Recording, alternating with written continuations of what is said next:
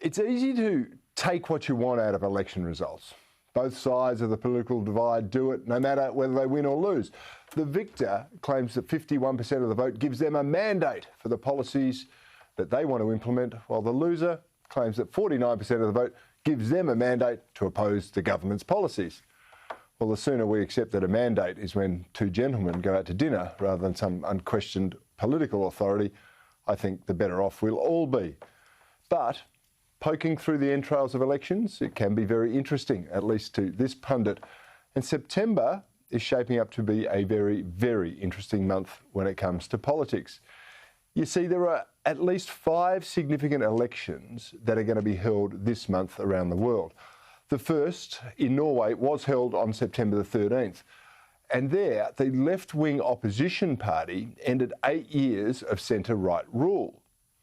The Labour Party over there, they're led by this bloke, Jonas Støre, a millionaire mate of the NATO Secretary-General, who also happened to be a former Norwegian Prime Minister. They keep it all in their club, you see. Anyway, the millionaire campaigned against social inequality, which is typical of the left, and an embrace of the fossil fuel industry that underpins the Norwegian economy. Now, that's not characteristic of the left, is it? And now they're trying to form a coalition with other parties, which is actually quite normal in Norway. Next off, a couple of days' time, we've got the Russian election. That's on September the 19th. And the election slogan there is, if you can believe it, "Together we choose." But it doesn't really work like that in Russia. You see, the authorities choose who can actually contest the ballot. And as you can guess, that generally leads to a stacked candidature. I'm predicting a landslide for the Putin forces, and if not, well, then I'm predicting a massive spate of arrests of all wayward voters. Now, probably the most important one is the Canadian election, and that's on September 20, just 3 days away. There, you've got Justin Trudeau. Now, he is the woke tosser of world politics. There's no doubt about that. He's led a scandal-plagued government, and he's seeking re-election. He took a very, very early election because he thought he was popular. Well, he's wrong. His government, of course, has faced ethics concerns. He's become a laughingstock for the dress-ups and the face painting that he's undertaken. He's had historical groping allegations levelled against him. He's been linked to bribery and dodgy grants programs. It's not a very good scene. But his best hope is that an outfit called the People's Party, now they're a mob that are against vaccine mandates and passports, and they're getting about 7% of the vote in Canada, and they're peeling votes away from the Conservative Party. Now that means it might give the hopeless Trudeau a shot at forming a minority government, even though he's only going to get about 31, 32, maybe even 33% of the vote. And then on the 25th of September, we've got an election in what is considered the world's oldest functioning parliament. Any guesses where it is? Well, if you said Iceland, you'd be right.